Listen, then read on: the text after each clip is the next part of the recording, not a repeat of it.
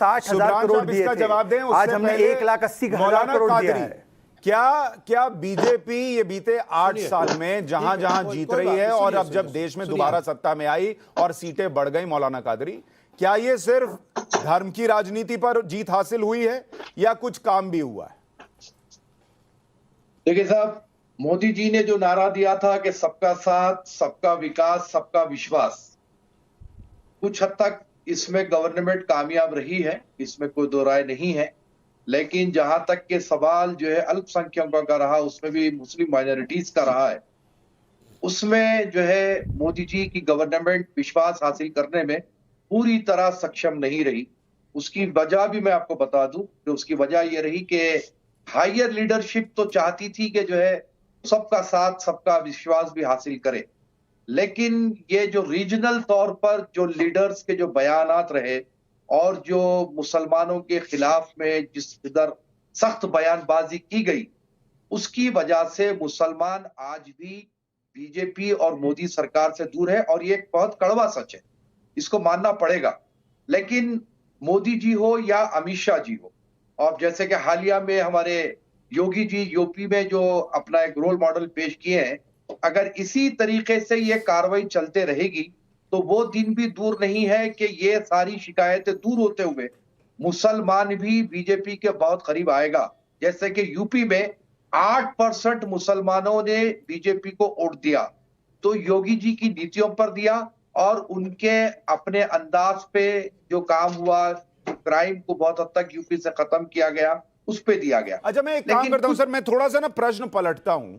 BJP ने क्या किया ये आप सब बता रहे हैं, मुझे ये बताइए कांग्रेस जो प्रमुख विपक्षी पार्टी है देश की, उसने क्या गलतियां की हैं कि बीजेपी जो है वो लगातार जीत रही? कादरी साहब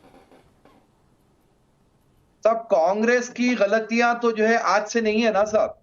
कांग्रेस तो हर वक्त जो है माइनॉरिटीज का इस्तेमाल करती गई, मुस्लिम माइनॉरिटीज को अपना हमदर्द बताती गई और उनसे वोट हासिल करती गई। और आपने देखा कि कैसे कैसे बड़े बड़े धोखे कांग्रेस ने मुस्लिम माइनॉरिटीज को ही नहीं, सिख को भी दिए। 1984 का फसाद अभी सिख बरादरी भूली नहीं है ना सर। तो कांग्रेस की तो कोई मिसाल ही नहीं है कि कांग्रेस ने क्या किया क्या नहीं किया। इसीलिए आज कांग्रेस कतई तौर पर मुसलमानों को नापसंद है। कुछ हो जाए, कांग्रेस की तरफ मुसलमान जाने के लिए तैयार नहीं है। उसका नतीजा ये हो रहा है कि रीजनल पार्टीज की तरफ जा रहे हैं, लेकिन रीजनल पार्टीज भी तो वही काम कर रहे हैं। तो हम इसलिए चाहते हैं कि ये जो गलतफहमियां कुछ आ गई है, इसको दूर करिए, जैसे कि ट्रिपल तलाक का कानून है। ठीक है सुब्रांश जी, आप इसका जवाब दें। सुब्रांश, उससे पहले एक बार रिजवान अहमद, यही सवाल आपके पास है कि कांग्रेस जवाब दें। आज हमने 1,80,000 करोड़ दिया है। क्या बीजेपी ये बीते 8 साल में जहां जहां जीत रही है और अब जब देश में दोबारा सत्ता में आई और सीटें बढ़ गई, मौलाना कादरी, क्या ये सिर्फ धर्म की राजनीति पर जीत हासिल हुई है या कुछ काम भी हुआ है? देखिए साहब, मोदी जी ने जो नारा दिया था कि सबका साथ, सबका विकास, सबका विश्वास, कुछ हद तक इसमें गवर्नमेंट कामयाब रही है, इसमें कोई दो राय नहीं है। लेकिन जहां तक के सवाल जो है अल्पसंख्यकों का रहा, उसमें भी मुस्लिम माइनॉरिटीज का रहा है, उसमें जो है मोदी जी की गवर्नमेंट विश्वास हासिल करने में पूरी तरह सक्षम नहीं रही। उसकी वजह भी मैं आपको बता दूं कि उसकी वजह यह रही कि हायर लीडरशिप तो चाहती थी कि जो है सबका साथ, सबका विश्वास भी हासिल करे, लेकिन ये जो रीजनल तौर पर जो लीडर्स के जो बयानात रहे और जो मुसलमानों के खिलाफ में जिस इधर सख्त बयानबाजी की गई, उसकी वजह से मुसलमान आज भी बीजेपी और मोदी सरकार से दूर है। और ये एक बहुत कड़वा सच है, इसको मानना पड़ेगा। लेकिन मोदी जी हो या अमित शाह जी हो, और जैसे कि हालिया में हमारे योगी जी यूपी में जो अपना एक रोल मॉडल पेश किए हैं, अगर इसी तरीके से ये कार्रवाई चलते रहेगी तो वो दिन भी दूर नहीं है कि ये सारी शिकायतें दूर होते हुए मुसलमान भी बीजेपी के बहुत करीब आएगा। जैसे कि यूपी में 8% मुसलमानों ने बीजेपी को वोट दिया, तो योगी जी की नीतियों पर दिया और उनके अपने अंदाज पे जो काम हुआ, क्राइम को बहुत हद तक यूपी से खत्म किया गया, उस पे दिया गया। अच्छा, मैं एक काम करता हूं सर, मैं थोड़ा सा ना प्रश्न पलटता हूं। बीजेपी ने क्या किया ये आप सब बता रहे हैं। मुझे ये बताइए, कांग्रेस जो प्रमुख विपक्षी पार्टी है देश की, उसने क्या गलतियां की हैं कि बीजेपी जो है वो लगातार जीत रही? कादरी साहब। तब कांग्रेस की गलतियां तो जो है आज से नहीं है ना साहब। कांग्रेस तो हर वक्त जो है माइनॉरिटीज का इस्तेमाल करती गई, मुस्लिम माइनॉरिटीज को अपना हमदर्द बताती गई और उनसे वोट हासिल करती गई। और आपने देखा कि कैसे कैसे बड़े बड़े धोखे कांग्रेस ने मुस्लिम माइनॉरिटीज को ही नहीं, सिख को भी दिए। 1984 का फसाद अभी सिख बरादरी भूली नहीं है ना सर। तो कांग्रेस की तो कोई मिसाल ही नहीं है कि कांग्रेस ने क्या किया क्या नहीं किया। इसीलिए आज कांग्रेस कतई तौर पर मुसलमानों को नापसंद है। कुछ हो जाए, कांग्रेस की तरफ मुसलमान जाने के लिए तैयार नहीं है। उसका नतीजा ये हो रहा है कि रीजनल पार्टीज की तरफ जा रहे हैं, लेकिन रीजनल पार्टीज भी तो वही काम कर रहे हैं। तो हम इसलिए चाहते हैं कि ये जो गलतफहमियां कुछ आ गई है, इसको दूर करिए, जैसे कि ट्रिपल तलाक का कानून है। ठीक है, निश्चित करना चाहिए कि जो भी नीति लाएं सोच समझ के लाएं, ठोक बजा के लाएं और नीति का मैसअप ना हो, जैसा हमने अक्सर देखने को मिलता है 2-4 केसेस में। ठीक है कादरी साहब, बारे मैंने 1.5 नंबर कम किए हैं। ठीक है कादरी साहब।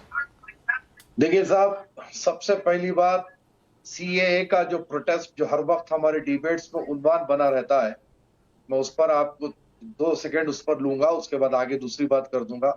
कि सीएए के प्रोटेस्ट में जो चीजें हुई और जितने दिन प्रोटेस्ट चला और जिस तरीके से वो प्रोटेस्ट को लोगों के सामने पेश किया गया, तब हमको जो आपत्ति है वो सिर्फ एक ही जुमले पे है कि उस बिल में जो मुसलमान का जो शब्द इस्तेमाल किया गया, मुस्लिम का, हमें बखूबी मालूम है कि यहाँ के कोई भी मुसलमान पर कोई उसकी जो है नेशनलिटी पर कोई फर्क आने वाला नहीं है, ये सबको मालूम है। लेकिन संविधान में ये बात वो कहना चाह रहे हैं कि मुस्लिम शब्द नहीं है। नहीं, हाँ, किसी भी धर्म के आधार पर कहां पे है वो बता दीजिए हमें, कानून में कहां है? ना साहब, एक्सेप्ट नहीं, कहां है? मुस्लिम कम्युनिटी दंगे करवा दिए, उसमें मुसलमानों की जान जरूर गई, पर एक भी जान उस कानून की वजह से नहीं गई। और सीए, और इतना ही बुरा हाल है यहाँ पे मुसलमानों का, तो सीए में प्रावधान करके वहां के मुसलमान यहाँ पे क्यों लाना चाहते हो भाई?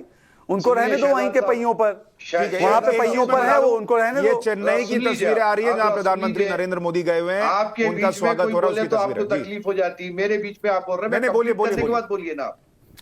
तो मैं ये कह रहा हूं कि हमको जो एतराज है वो सिर्फ एक शब्द पर है, आप उसको खत्म कर दीजिए। दूसरी बात साहब, कि कोविड में जो है लोगों की जाने जाने की बात हो रही थी, तो मैं ये साफ अल्फाज में ये बात कहना चाहता हूं कि कोविड में जाने सिर्फ हिंदुस्तान में नहीं गई, अमेरिका में गई, सारी दुनिया में गई। जो लोग अपने आप को सुपर पावर होने का दावा करते हैं, वहां पर भी लाखों की तादाद में लोग मरे, इसमें कोई दो राय नहीं है। ऐसी चीजों को हमारी गवर्नमेंट से मंसूब करके राजनीति ना करें। क्या इसमें सुधार हो सकता है? देख लीजिए।